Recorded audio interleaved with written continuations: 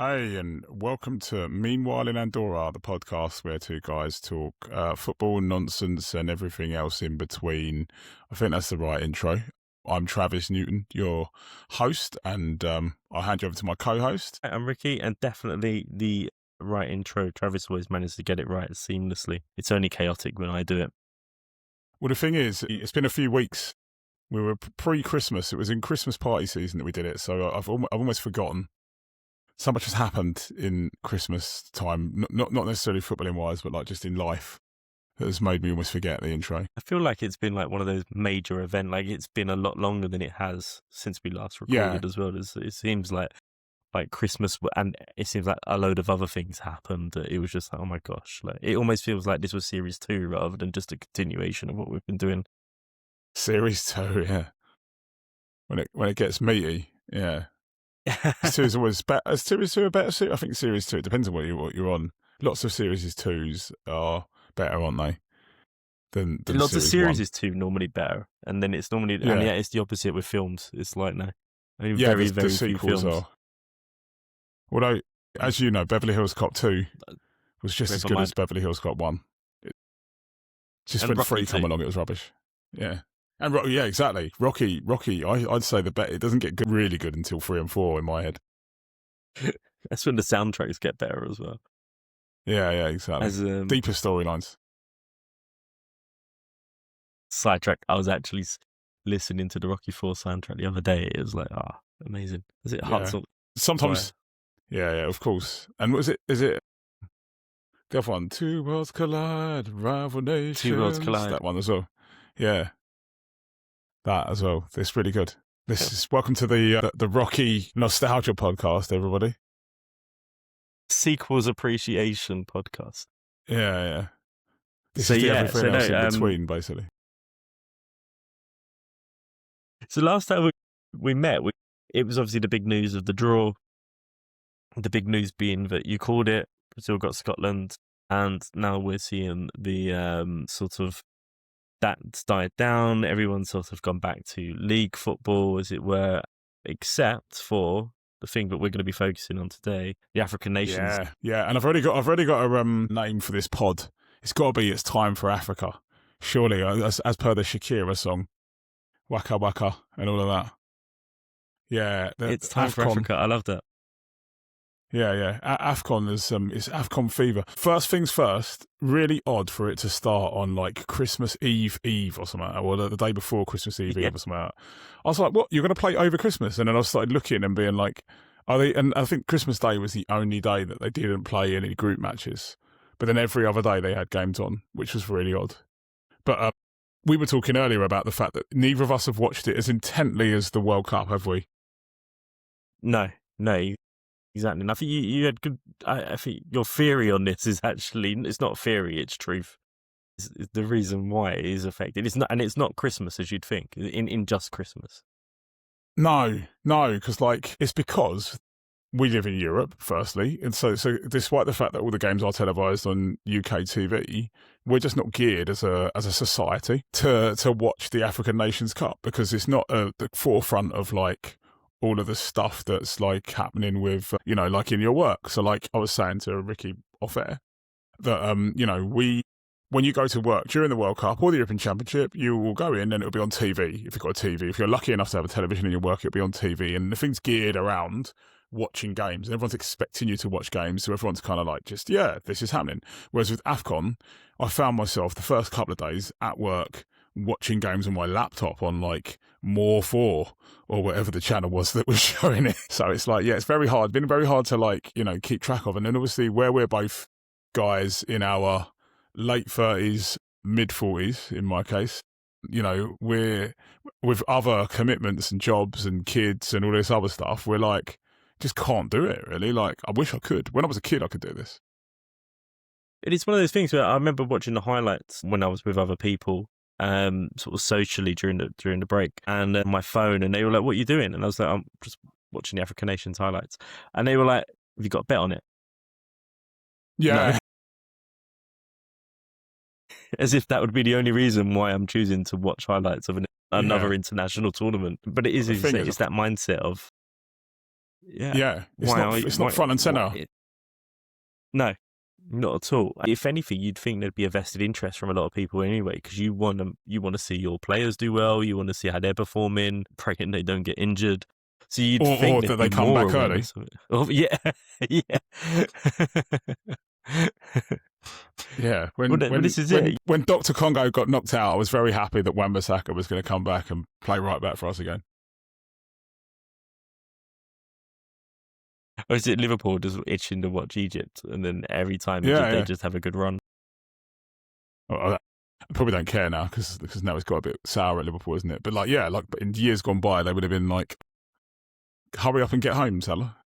But like, it's a weird one. And you know what we're talking about? We were talking about the whole focus of it, right? So like, this is my theory. So going back to this podcast and the reason why I like international football so much, and the reason why the World Cup is such a mysterious tournament, even now after like 45 years of being on this planet, right? You have scenarios in the World Cup, and I think about this all the time, as I've said to you before, it's a weird one, right? So you'll have a scenario where, like, I think the Ivory Coast played Greece in 2014, right? I think in their group match. Now, they will probably, in mine and your lifetime, never, ever, ever play each other again in a game that gets as much world attention as that game got, that gets as much national attention as they gave it, and has players prepped to actually go into it in a competitive game. They might play friendly against each other.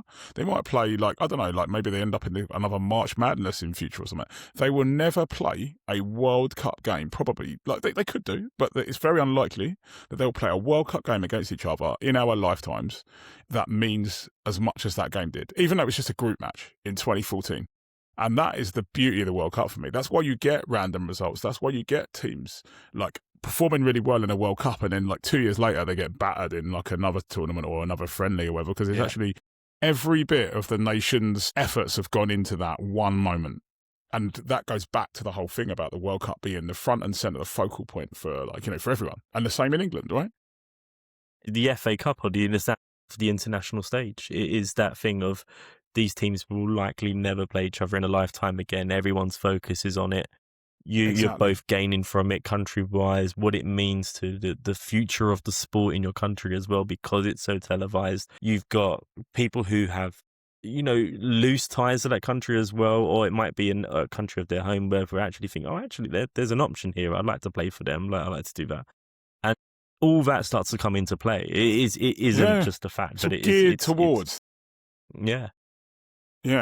And that is what I think the African nations unfortunately misses. And not just the African nations, like if when the CONCACAF Gold Cup is on, I've tried to watch it before. I have watched a couple of CONCACAF Gold Cups, but not many. It's really hard to see them. Or the Copa America. Like, you know, as much as they've got good teams in them, like, you just can't follow them because they're not, you know, they're not conducive to European audiences, and our media isn't set up, and our lives aren't set up to follow them. And I mean, have you ever? I was thinking this earlier when I was writing my notes as well. You ever watched an Asian Cup game? I think I've watched one once years ago on like seen a random highlights channel. of them. I think there's like if you go like, you know, like on Freeview TVs, you can get like these random channels. Yeah. There's like a Danish or like a Scandinavian channel. I can't remember what it's called now, and they had the rights to the last one, and I think I watched like South Korea, Oman, or something stupid like that, because I was like, oh, Son's playing, I watched that, and I didn't even last the whole half. I was like, this is actually quite boring without any context. So quickly decided against watching the rest of the Asian Cup. Yeah, what makes me laugh is like there are big tournaments where we don't get focus and things like that, and it's hard to watch, and yet you'll get. Do you remember when we had Le Tour Noir in '97, and suddenly it was like the big thing? It was like because England are in it, and France are in it, and Brazil are in it, and it was in France, wasn't it? It was like we're all going to watch it, and it was a big thing suddenly. But do you know what people gave stuff like that more time as well. Do you not think? Yeah. Like, I think we're not fed up of football, but we have so much top level football pushed at us, like with the Champions League and all that other stuff, right? Do you remember like people used to, you know, that Le Tournoi, had obviously famous for the Roberto Carlos kick. The goal. Nowadays, if you played a tournament in the build up to a World Cup the year before, and it wasn't like an official FIFA tournament, which that wasn't, there's no way you'd get a full strength. No one would be like, oh, well, let's send our full strength people out to play this tournament. They'll be like, well, no. Actually, this person's going to get injured. Their club doesn't want them to play. They've got a World Club Cup, or they've got these other things to play. Like, no one would do it. We also had the rest of the world versus Europe games, and it was the actual talent playing. It wasn't retired players. It wasn't ex-players. It was current players. Yeah. Could you imagine that now?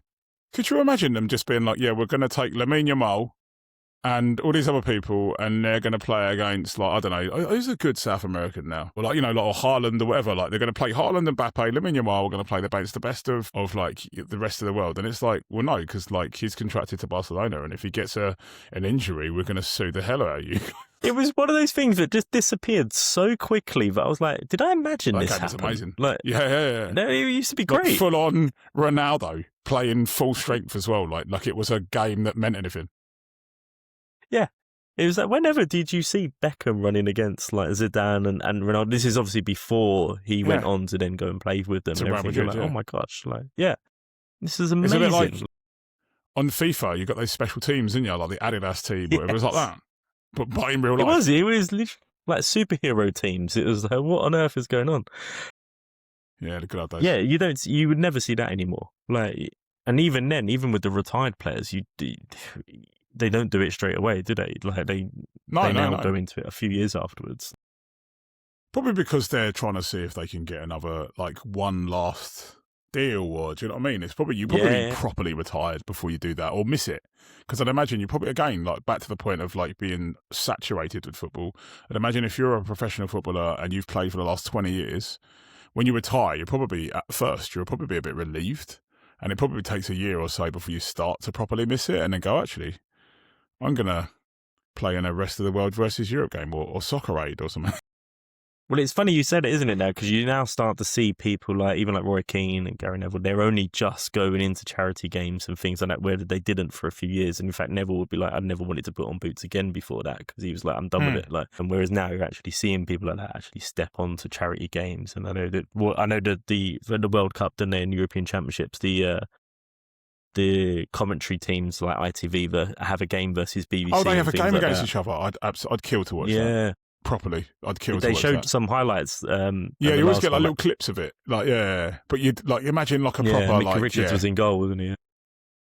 Oh, that'd be amazing. Yeah. But he was in goal the other night for the Baller League as well, actually. Oh, was he? Oh, right, okay. Yeah. I've not watched the second of that. That's a bit much for me, the Baller League.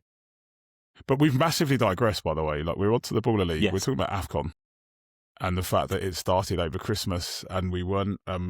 And I was sneaking games on my laptop at work during the Christmas period.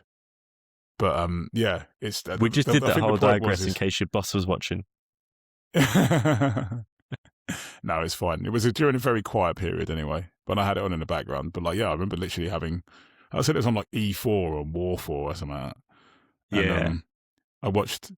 What did I watch? I watched. Oh God, I'll tell you in a minute. It was Congo against. I watched two games. Democratic Republic of Congo against Benin. And me being me, I then started reading loads about Benin, because I was like, I don't know anything about it. And then did I watch South Africa, Angola? I watched an early game. I remember there were early games, like during the day games when I say early games. But then after that, like the novelty wears off, and then like I said, you just got too much stuff happening to watch enough of it. But I have watched, as we were saying, so I watched the beginning part of the group stages, and then pretty much the quarterfinals onwards, which have been great. I don't know whether you've but maybe we jump back to the beginning. So the first few days, obviously everyone talks about AFCON and talks about it being a bit mad, don't they? And And I know I spoke previously about like not wanting to stereotype African football and laugh at it and deride it, because I don't want to, right? But some random stuff happened in those first couple of games. You had the first game, which had the brilliant bicycle kick for the second goal, and then Morocco did it again in their second game, another bicycle kick. But then you had like there was like two penalties saved in the first two games, where like, and they weren't amazing penalties. Then you had like that somersault. I think you sent that to me, where the guy Yeah. broke his neck doing a somersault. Oh, it was horrendous. Imagine watching that. You're like, oh my God. Oh my God. Yeah. Some club back in Europe worried about their man getting an ACL or whatever, and he's going to break his neck instead. By choice Jesus. as well. Like, Yeah, I know, exactly. Yeah. Yeah. Optionally doing that's crazy, yeah. That was crazy. And then there was a game, I've written it down in my notes, South Africa against Angola, right? That was game 2 of the competition or something like that, right? And I'm watching it, and the ref's kit kept breaking. Like the like his headset and that, right? Yeah. Now, obviously, have you watched those videos that Sky keep putting out, by the way, of the refs when they're running around and they're just talking to the players?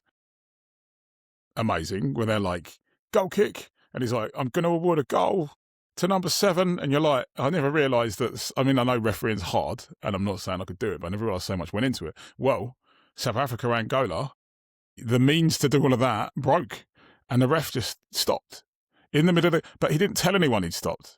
That's the worst thing. So he's playing this game, and all of a sudden everyone's like, where's the ref gone? Like, what's going on? And they just petered out. Like, he didn't blow a whistle and go like, oh, I'm halting the game. It just petered out. And everyone was like, well, what's going on? The commentators were like looking at each other and being like, what's going on? And then the players were like, because it was really early in the game, players just started warming up amongst themselves, but like with the opponents. So it wasn't like they were like pinging balls to each other, like just to keep warm, while the referee messed around with like the VAR and messed around with his headset and that for about a good 5 minutes. I'm like, what the hell is going on? So like, yeah, it's hard, right? Because like I said, you don't want to laugh at that, but then you're like, guys, man, come on. Like, this is an international tournament, and they haven't got goal line technology as well. Because there was an incident. This thing, wasn't it? Because they had quite a lot of VAR incidents for this tournament. I know. But no goal line technology. There was a goal, which is amazing. The one of the quarterfinals, it might have been Nigeria the other night. Nigeria played Algeria in a quarterfinal. Ball looked like it went across the line. No goal line technology, so they're just debating it. And then they're like, well, sorry. Again, not deriding African football, but I'd have thought they've had that by now. Like, Morocco is quite like, you know, they've got these nice stadiums and that. No goal line technology. And then the chaos of, did you see the Samuel Eto'o thing? You must have seen the Samuel Eto'o thing. So Samuel Eto'o is the head of the Cameroon Football Association. So he's the Subert Milichip or whatever, like, drawing FA Cup balls out or whatever. So he for whatever reason, he sacked the manager. He fell out with the manager and he sacked the manager. But I don't think he had the jurisdiction to sack the manager. So the manager was like, well, I'm not sacked. And he appointed a mate of his or whatever. And then they had 2 managers at the beginning of the tournament. And they were like, well, I'm not listening to what he says. And then someone else was like, I'm not listening to what he says. And they were like fighting over who was going to be the manager of Cameroon going into the tournament. Because Eto'o had just decided, no, you're not going to have that guy. I want this guy. And that, again, is absolutely nuts. Is this why he was banned, effectively? I don't know. Was he might have effectively been banned off the back of it, yeah. No, this was a while ago. It seems like he was banned for something else. He's managed to bounce back from that and become the head of the FA. Wow, considering he was banned for incidents at the Under-20s Women's World Cup in Colombia. God, Jesus Christ. Oh, no. Right. I love it. One of the related stories was, why was Messi forced to leave Barcelona, as if it was like Samuel Eto'o's doing there as well. It's like, yeah. He's long gone. Do we need to get lawyered up? We're not accusing Samuel Eto'o of any inappropriate behaviour. Just anyone. He's thinking we would have offended Trump way earlier than Samuel Eto'o. Yeah. But I understand what you mean. But I think it's that fact of them where people partner these issues that have happened elsewhere with stereotyping. It's in Africa. Yeah. Absolutely. Because it was like some of the fan things, wasn't it? Is it the Cameroon fan who was it? Cameroon? Or where was he from? The guy who just stood Congo. still. Yeah, Congo. yeah. Sorry, Dr. Congo. Yeah, the Congo fan. Yeah. And it was like, it was such a great reaction from it, but then social media took it because of where it was, almost like.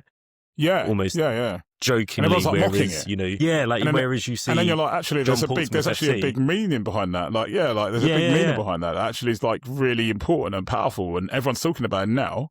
But the initial thing was to mock it, right? Yeah, and it was instantly in my head on Sunday when Arsenal played Portsmouth in the FA Cup, and there was one of the sports providers put up a post of John Portsmouth FC being like, "Oh, look how emotional it is that he's tearing up for the play," and I was like, "Hold on, this is more comical, way more comical than actually what happened in Africa, and yet the story was completely flipped." Yeah. So yeah, it does show you. I think there was an element of what we would expect to see. There's one thing we haven't heard much about as well is the which was interesting to see on the telly, which they did focus on, which was quite good in the games in those areas, was the fan zones were huge. Like they weren't just doing the football, if you like, in the stadiums and making the big things. They were well attended. There were massive fan zones where everyone was getting together watching it in the streets and the big screens and stuff like that. So, which was really cool because it was something that people haven't associated with those tournaments as well. Yeah, and that's the thing, right? So like two things there. Morocco has probably shown themselves to be like a really good host, and obviously they want to host 2030, was it? Or maybe that's Saudi now, I don't know. They wanted to host one, so like they're kind of showing themselves in a really good light, and like they'll probably be in a good place to host the World Cup at some point soon. And the second thing on that fan zone thing is that it recently came out that they're going to, for the first time ever, FIFA are going to be charging people to go to fan zones in America, aren't they? And everyone's like up in arms. Yeah, they're going to charge people to go to the fan zone at the World Cup next year. So like, or this year, sorry. It goes against everything that is American sports as well, like because they do the things where they go in the pot, tailgating or whatever they call it. Yeah. Tailgating, every game in every sport has it. I've been to the basketball, they have it. I've been to the NFL, they've had it. I've been to the baseball and the ice hockey, they have it. Like you go there and literally it's so mad because I remember going to Madison Square Garden to see basketball one night and it was mental. Everything's driven for the basketball. I went there the very next day to get a basketball top for someone and they'd flipped it to ice hockey because they did it that quick because they had an ice hockey game that quick. So the whole stadium, it looked like there was never ever a basketball game there, but the whole tailgating thing was then set up for ice hockey, and you had all different fans there and everything. So it was. We went to ice hockey in Vegas, in LA, sorry, and it was again exactly the same. Like it was streets and streets before. People were just part of this party, if you like. But it's all free. Like you just walk in and take part in it, and because it's why would you then charge? It should be. It should absolutely be set up to be free. Like, you know, the point of it is to set up a little area for people to go and have fun together. People that can't get tickets to this thing that's excluded to, like, you know, you can only get like 40 to 50,000 people or, you know, maybe 60, 70 if you've got a bigger ground into the ground, and everyone else can go and enjoy themselves. Like, you know, I went to a fan zone in Toulouse, I think. Yeah, I went to a fan zone in Toulouse in Euro 2016. Which was cool. Like, you know, like you get stuff like that. It's crazy that you just have like, you know, FIFA have just completely lost, you know, sight of what the game is all about. And I'm seeing, without going too close to our second lawsuit of the pod, I'm seeing people stories of people cancelling their tickets or travel plans. Well, it's amazing because we already know the prices of tickets are extortionate for the games themselves. So that's one blocker. And then the traveling between countries in America and between cities is also hard work. It's not cheap. Then you add in that whilst the infrastructure of the stadiums are good and a lot of them are modern, they're not huge stadiums. Like as what you would get in, say, if you had it in a European country, you'd get a lot.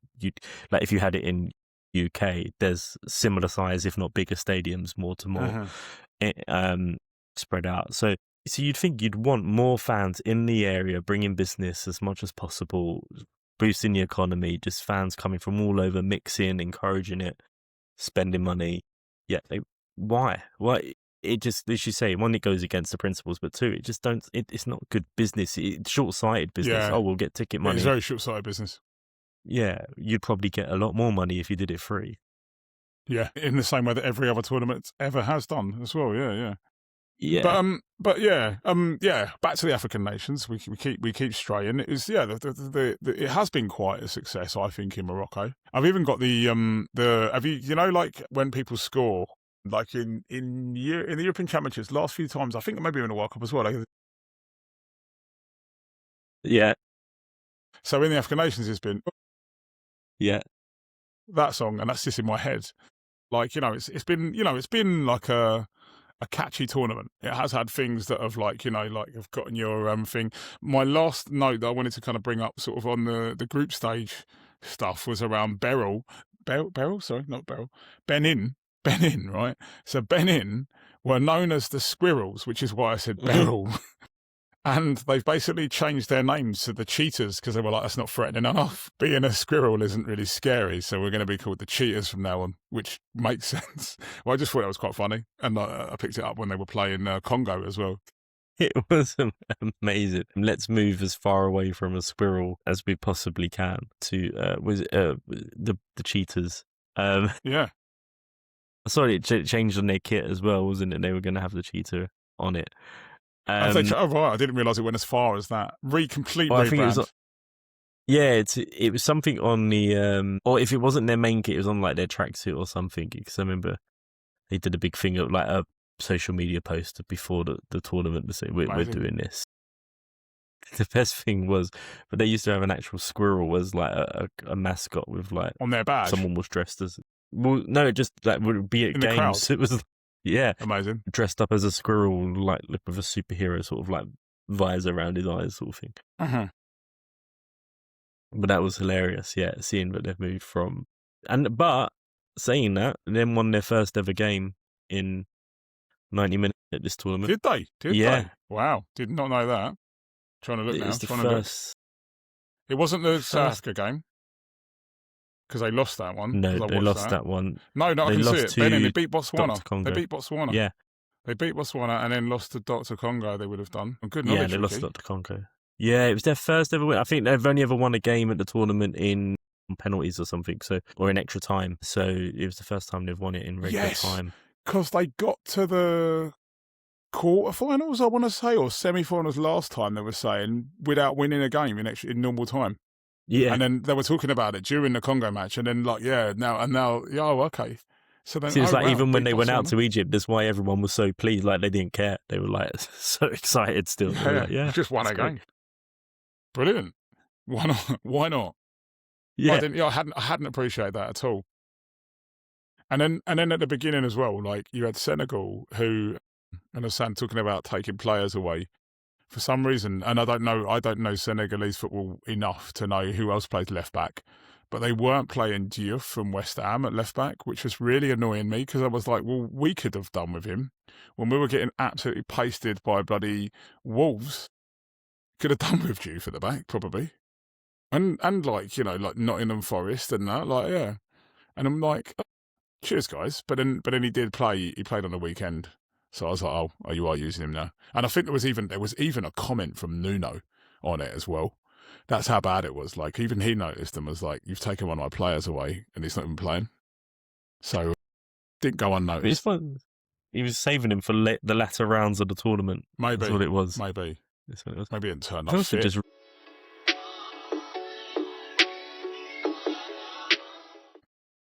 How many red cards there have been in this tournament, does?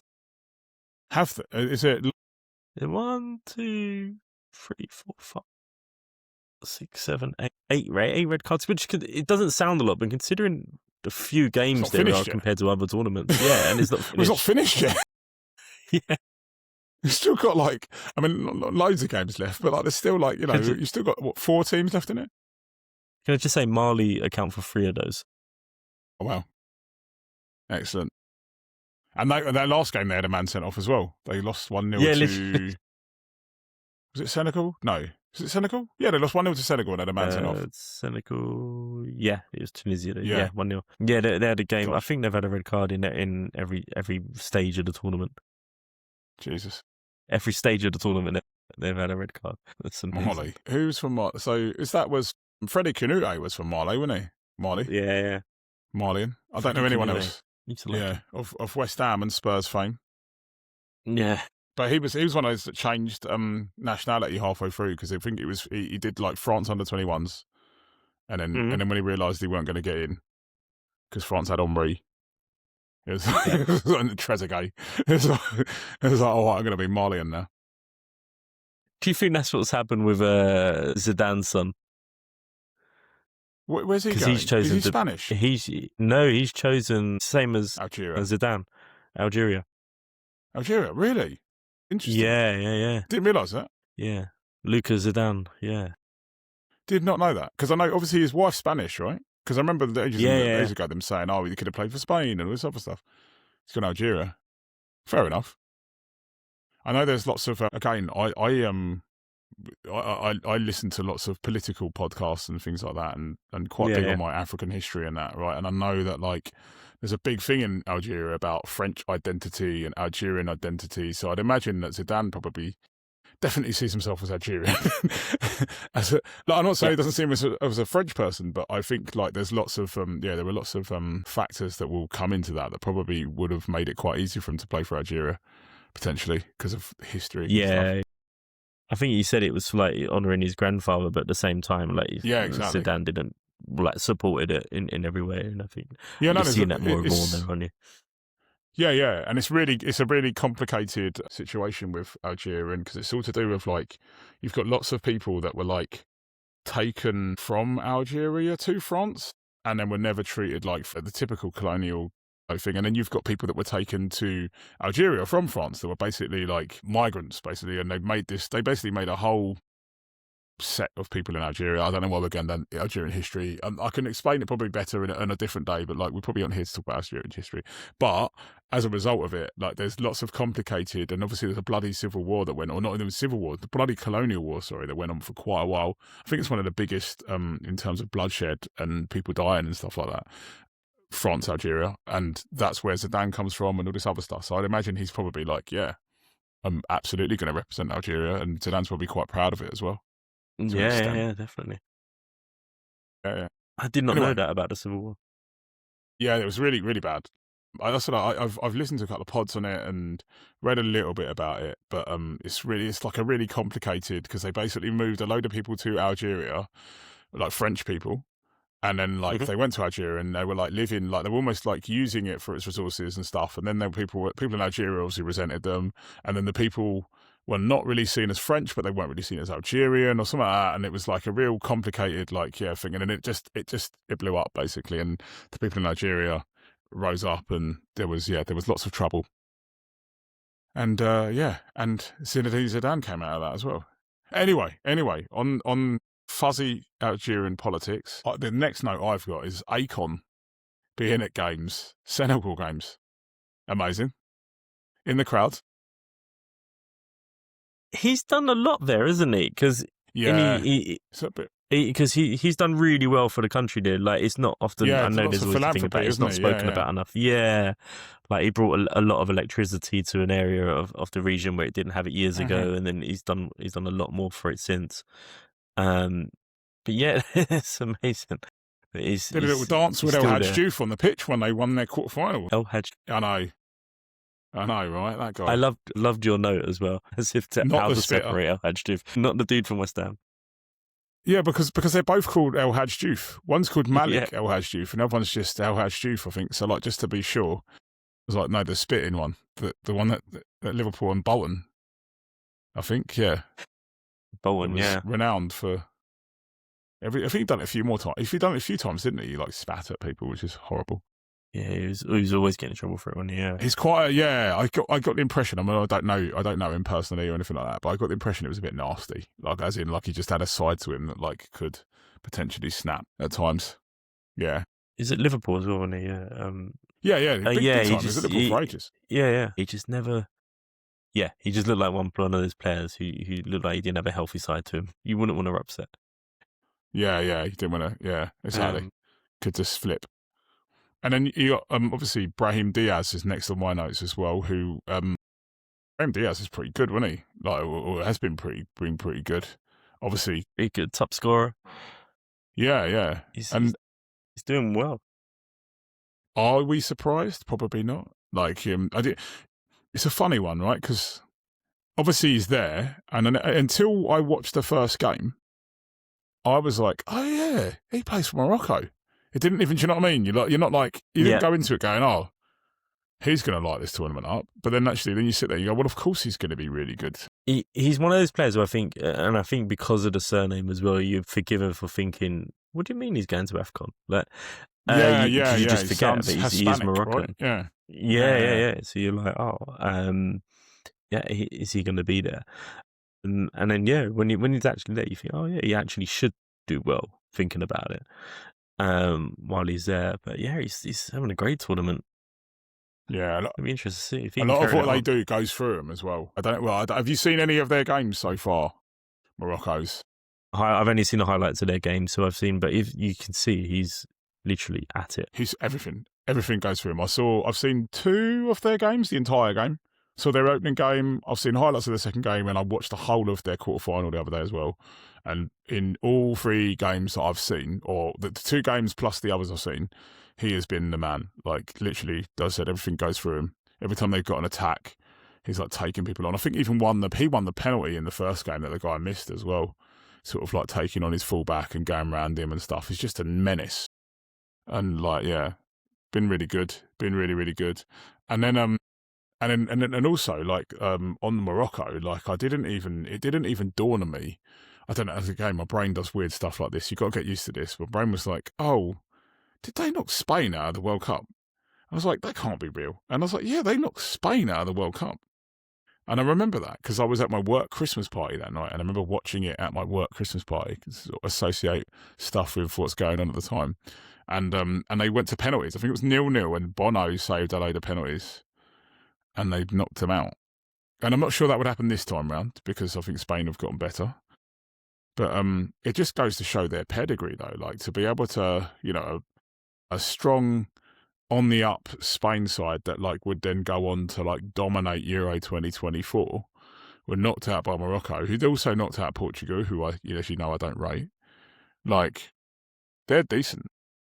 Well, we were talking about it when we were talking about the World Cup groups, because we were saying that you got the the repeat of the 98 group, if you like, with Brazil and Scotland and Morocco being in the same group. Yes. And we were like, oh, Scotland have like been really unfortunate. Yes, Brazil aren't playing great, but it's coming. Brazil at a World Cup. Yeah.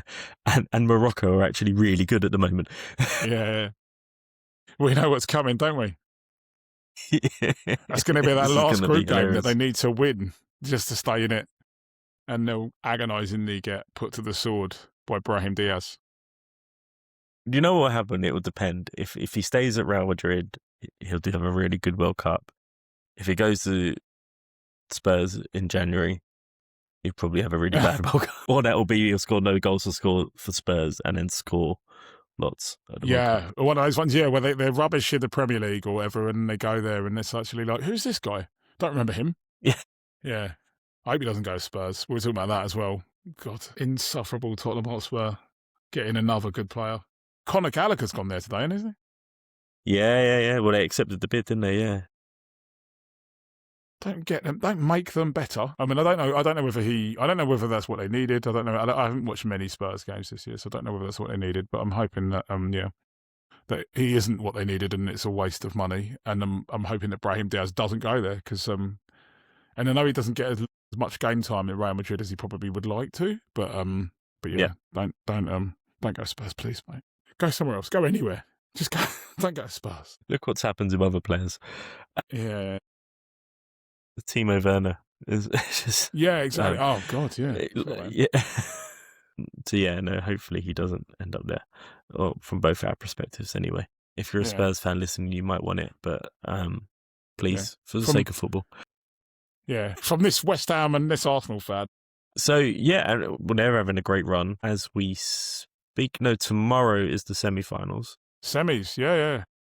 Yeah, Senegal, Egypt. So they've got Senegal, Egypt, and Morocco, Nigeria. Nigeria look all right as well. Victor Osimhen scored the other day, good header. Yeah. I watched that game. They just seem to be. Oh, have you seen all the reels that Bassi and that just keep taking a mick out of each other? Hilarious. In that. Absolutely hilarious. Yeah. It all started with that Burnley game where he didn't square the ball to him, wasn't it? He didn't pass to him. That's hilarious. That's the kind of content you need. Yeah. Kicking the ball to AFCON or something like that. He's talking about he took the shot and it went over and it's still travelling. The ball reached Nigeria before we did. Yeah. Now that's great. Did you see the clip of them talking in training the other day? Might have. There was one, because there's one, I saw a clip, and I can't remember what happens now, but they were like, he got his revenge on him.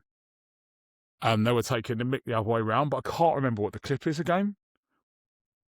And it's like it's Bassi and Iwobi, and who else is there? There's someone else. I can't remember who else it is, but they were talking about them. You're going to go find it now. Yes. I am trying to find it. It was fill the dead air time with my voice while Ricky finds her clip on the fly. We should have been way more prepared for this, Ricky. Yeah. There was the I'm trying to remember see what game it was. It was the Fulham game at the weekend when they scored in the last minute. Okay. Not the weekend, the weekend before. Harry Wilson. Was it Harry Wilson scoring? The one where they... No, the defender, wasn't it? It was... cannot remember. What was his name? The Liverpool game. Gakpo scored to go 2-1 up at the 94th minute, and he took his shirt off and everything, didn't he? And then Reed... Yes, that's right, yes. Yeah, scored the proper rocket, didn't he? Mm-hmm. And so the Nigerian players when they're in training, and Iwobi's telling Bassi what happened. He was like, "Oh, Gakpo scored in the 94th minute," and then Reedy, and he was like, "What?" And they're like, "Reedy," and they're like, "No way, no way has he had a shot?" And they're like, "Yeah, he scored, got us the point," and they're like literally running off while this whole training session's going on in the background. Like they're so excited. Yeah, no, they've been comedy gold, I think, in that. But it's nice to see. That's the kind of content you want to see. Yeah, there's been lots of that. Lots of people singing on the way to games, which is good as well. Like squad harmony and all of that, and like you say, like just good vibes amongst the guys. Nigeria, they still haven't. I think there's still been a row about bonuses in the team, and I don't know if it's Osimhen has offered to pay them or something. Someone's offered to pay bonuses that haven't come through. I can remember. Oh god, this always happens as well. I remember Cameroon had that in 2014 as well, when they had to I think there were conversations whereby it might have been either Cameroon or Ghana, and they literally had to the president had to drive limousines of cash to them during the tournament to be like, "Can you please play the next game? We'll sort it out. Just play the next game for now." So there's lots of you just don't know, but yeah, it seems that Nigeria, bonuses aside, seem to have they seem to be clicking at the right time as well. So it'll be a very interesting game when they play Morocco. But I personally think that Morocco might be too strong for them, given that they did struggle in their qualifiers, as we talked about a couple of weeks ago. Nigeria did struggle in the qualifiers. It'll be interesting to see what happens when they play Morocco. And yeah, they've played a couple of decent teams, but I'm not sure they've played anyone as good as Morocco yet. Yeah, it's sort of that home vibe as well for them. I think there's enough there carrying for them. I'm expecting they must be favourites at the minute, Morocco, to go on and win. I know Senegal are having a good tournament, the same Egypt are having okay. But Egypt have had some tough games as well, and sort of how they've come through them. Egypt Ivory Coast was good the other day. I watched that. Did you see any of that? That was a really good game. 3-2, yeah. Really good game. I watched the entire game from probably about the 20th minute or so. Really, really good game that was. Like a really good quality, but also exciting as well. Just lots of stuff happening in it. Well, how the Ivory Coast only scored 2 goals in that game was crazy. Yeah. It was like a basketball match, wasn't it? Yeah. And it was an own goal as well. I know, and it was like it was amazing that ended up what it was. And then did you see the stats at the end of that game of possession? Something stupid. It must have been over 70% possession to Ivory Coast. Really? But Egypt just kept picking them off on the break, isn't it? Yeah. So that'd be really... They're decent. They're decent. And obviously they've got a bit of pedigree in the AFCON, Egypt. I was thinking, I put in my notes. They're it's a really weird, I think they always overperform in AFCON and underperform in the World Cup. And I don't mean, obviously I get that there are stronger teams potentially in the World Cup. But even getting to the World Cup, they qualified for 2 in the lot. Did they qualify for? I don't even think they qualified. Did they qualify for the last one? Egypt. I don't think so. 22? They didn't, did they? No. So they've qualified 1. They qualified in 2018, right? They qualified in 2018, 1990, and I want to say 1938 to show off a little bit as well, right? Right? And I think that's right, by the way. and you can check that. they for that, you consider that they spent the entire noughties basically not qualifying for World Cups, despite the fact that they've won it three in a row at one point in a period, and it wasn't even their first one. I think they're the most successful team in AFCON, yet they never bloody qualify for the World Cup. And it's like, well, you're playing against the same teams to qualify, so how do you not get there? But there's like such a disparity. Did you check it? Are you checking? It's 4 times 34. Or 34. 34. 90, 2018. 2018, and this one. And this one. Yeah. So I got it wrong. I thought it's 34. I thought it was 38. Cuba qualified in 38. That's a weird one. 2 draws and 5 losses. They've never won a game when they've been there either. Yeah, exactly. They're just underperform all the time. And don't get me wrong, obviously, you say they've never won a game.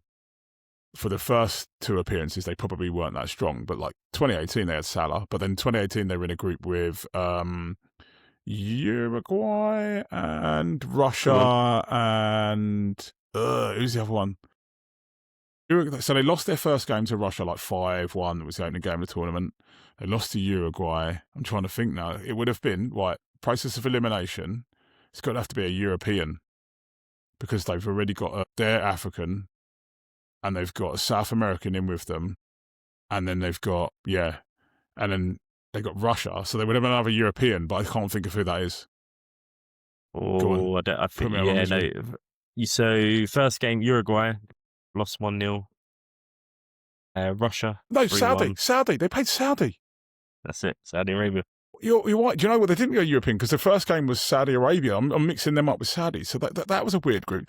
Fucking hell. So Russia got a group with 3 non-European teams in it in their own World Cup. It's a bit dodge. Yeah. So they beat Saudi, and then Salah. That's when Salah done his shoulder at the Champions League final against Real Madrid in the build up to it. So then he went there, and they were kind of rushed him back, and he never played as well. And everyone was like, "Oh, it's because he's injured." And I was like, "Well, probably because he's not playing with half the Liverpool team around him." And yet the weird thing is, when in 90 they had 3 European teams in their group. Oh, mate, I know 90 is easy. That is our group. So in 90, right? So the first game, they drew with the Netherlands, while we drew 1-1 with Republic of Ireland, and they drew, I want to say 0-0 or 1-0 with the Netherlands. I think they drew 1-0 with the Netherlands. Yeah. Second game, we drew 0-0 with the Netherlands, and they drew with Ireland 0-0. Yep. Third game, we beat them 1-0. Mark Wright scored the header, and the Netherlands and Ireland drew. I can't remember whether it might have been 0-0. Yeah, because it was the game that determined what side of the draw we then went on. And they had to actually draw lots. They had to actually draw lots between the Netherlands and Ireland to see who would go. Yeah. And the Netherlands got Germany, and Ireland got Romania. and don't get me wrong, Romania had Hadji playing for them, but like a very young Hadji. And half of, they'd won the European Cup as well. Like, they had all the Steaua Bucharest guys. But even still, they weren't the same as Germany, who would go on and win the tournament. So the Netherlands definitely got the raw end of the deal there, the drawing lots. It weren't a bad Irish team in 1990 as well. Like, there were some decent players in that squad. That was, Sorry, but anyway, Egypt, they seem to just underperform at tournaments, don't they? When it comes to getting to the World Cup, yet they seem to be really good when it comes to the AFCON, which is weird. Tournament team, cup team, as we call it, a confederational tournament team. Yeah. And who's the other one? The other one is we talked about Senegal. Senegal. We talked about Senegal. We talked about Morocco. Oh, that's all 4 semi-finalists. Yeah. And I think they are tomorrow is it tomorrow and Thursday? We're not missing one today. Both tomorrow, both tomorrow. Oh, both tomorrow. Oh. Yeah, one's at 5, I want to say. And one's later. Oh, annoying. Yeah, one's at 5, one's at 8. Which is unusual because normally at that stage, They normally do one day after the other, Yeah. Annoying because that means I'm going to miss one on my journey home from work. It's because the final's on Saturday, isn't it? So they want to keep. Is it? No, the final's on Sunday. I was going to say, yeah. Third place is on Saturday. Have you got a third place playoff? That'd be cool. Yeah, that's on Saturday at 4. And then Sunday you've got the final on 7. Hopefully that's on Channel 4 and not More 4. Yeah. Oh, it'll be E4, mate. E4 E4. or 7, alongside was it 4 in a bed? There were 4 in a bed before the dinner date on afterwards, and Coach trip. And do you know what? Do you know what I keep doing as well? I keep putting it on. I'm not joking, and I keep watching old episodes of the In-Betweeners because it finishes, and then they just literally, because obviously they're trying to fill time in case it goes to like extra time or penalties. They put on like any old shit afterwards, and it'll be like an old episode of In-Betweeners, like grainy 2009 footage.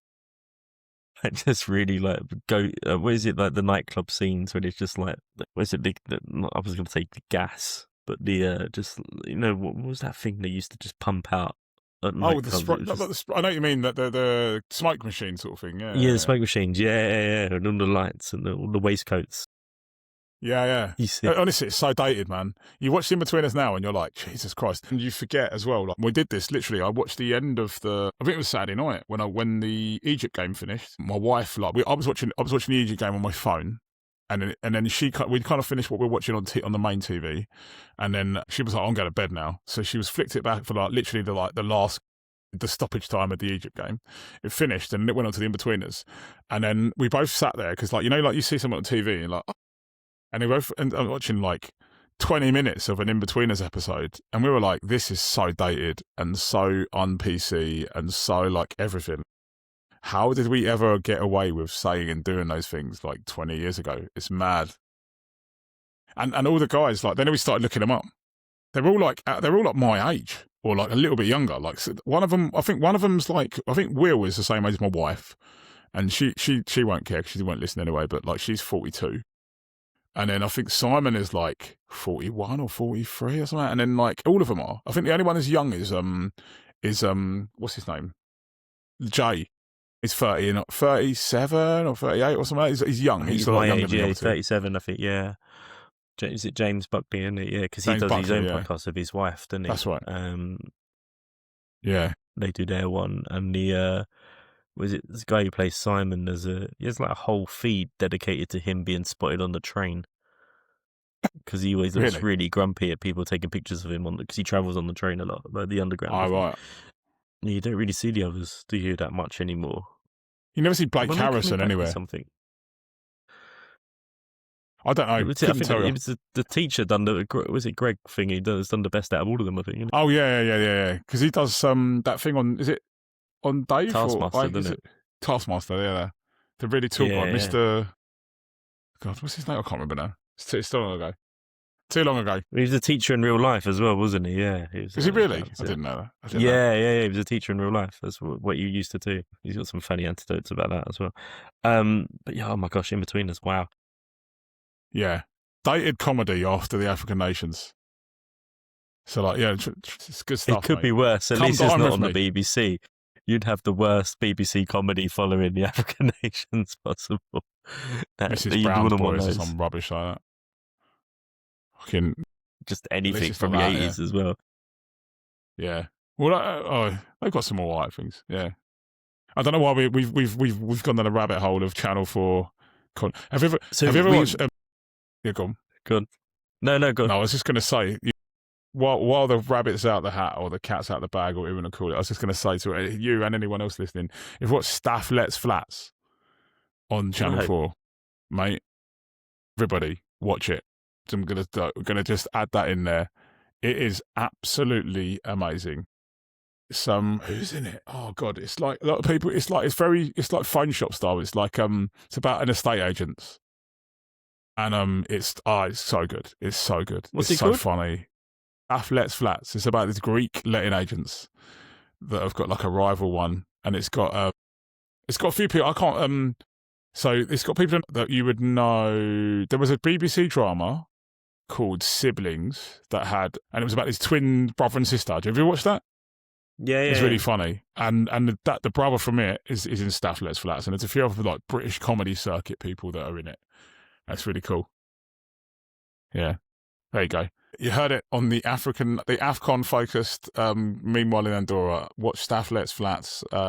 We've absolutely gone all over the place with today's episode. Brilliant. So, and on the next episode, we'll catch up on the final as well as hopefully focusing on South American football. South America, yeah, we'll get my friend. We kind of promised it. Just before Christmas, we'll get my mate Carlos on, who's I said our Peruvian, the one man in this world that he probably would have known that Egypt were in 1934 and not 1938, because Carlos doesn't slip up with these sorts of things. He's the only person in the world I think that knows the World Cup more than I do.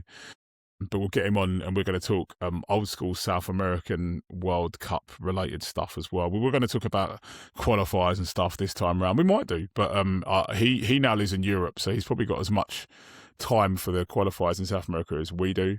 I was going to say, before we do go, Ricky, who's your money on for the final? We've got 2 games left. We don't even know who's going to be it, who's going to win this, and who are they going to play in the final? I think Morocco are definitely getting through to the final.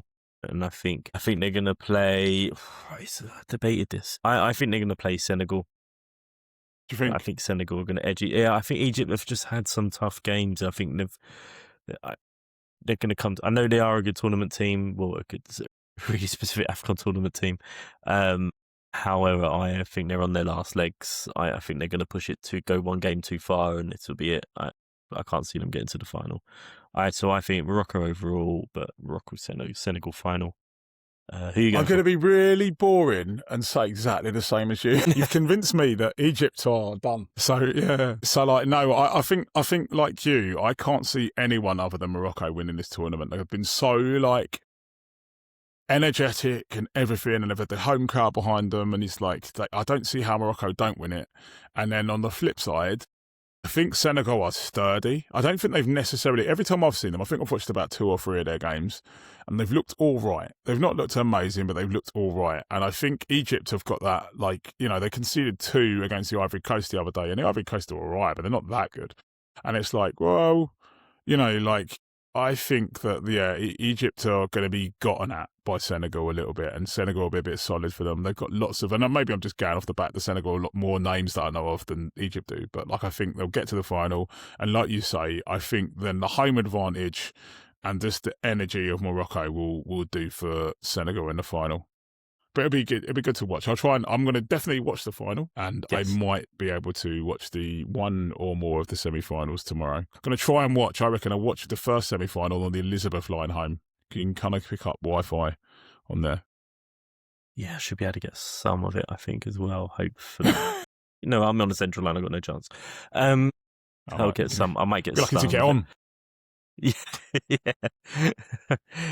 What was I going to say? Hilariously, I was thinking when we were talking about comedy skits and comedy shows after the African Nation Games, and then we were straight in, we're going to have someone called Carlos come on talk about South American football. This is not a skit. This is an actual person. We're not going to bring on someone made up. In a sombrero. Not Basil 40. Yeah. This isn't 2000 Soccer AM.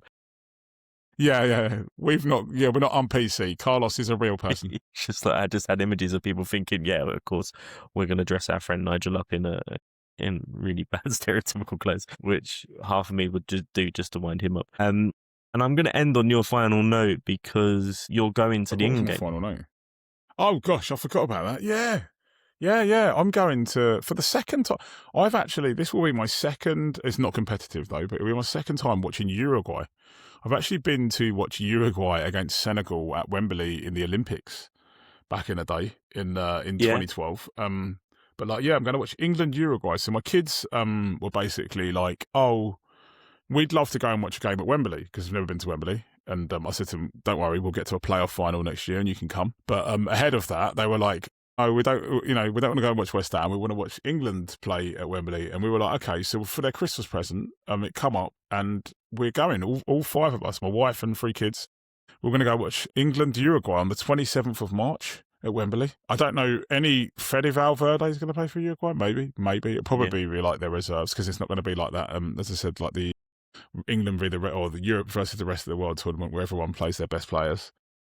There'll probably be 20 changes at half time and all of that. But we're going to go and watch England, hopefully, see a few good Premier League stars as well. Do you know, I think that would be a really good game to see. And the one thing I like about it, I do like, I've been taken youngsters. I remember taking Max, my cousin, when he was a kid, to a few England games when he was younger. Wembley, and they were always fun things for the family to go to, and they're good atmospheres. And one thing I do like about whenever I've seen England play at Wembley against South American teams, the crowd turns out. So in terms of the away fans, like you will get a bit of an lots atmosphere. of South American fans, and it just makes it nicer around the ground. I remember going to Brazil, Argentina at the Emirates, and like even just around the Emirates Stadium before the game, like it was just it was just better than your average European friendlies that you get, where they are quite dull and dreary, and the atmosphere was a lot better. So I think that would be a really good one to take the kids to. Cool. Hopefully it is then, yeah. I don't know how many Uruguayans live in London, but yeah, let's only got like 6 million people or something in the country as it is, I think. So yeah, maybe there is a fair portion of them that live in London. But yeah, that'd be good. That'd be really cool. Yeah, hopefully. Well, on that note, then we'll leave it there. We'll look forward to the next episode, and we look forward to the final. So yeah, if you don't put your money on what me and Travis said, but it looks like we're both cheering on Morocco, and we'll see you next time. Yeah, speak to you later, guys. Yeah, Morocco probably aren't going to win it now, but yeah, we can pour over that in 2 weeks' time and go over why our predictions should never be trusted. Yeah, don't send in your betting receipts. Take care. All right, speak to you later. Bye-bye.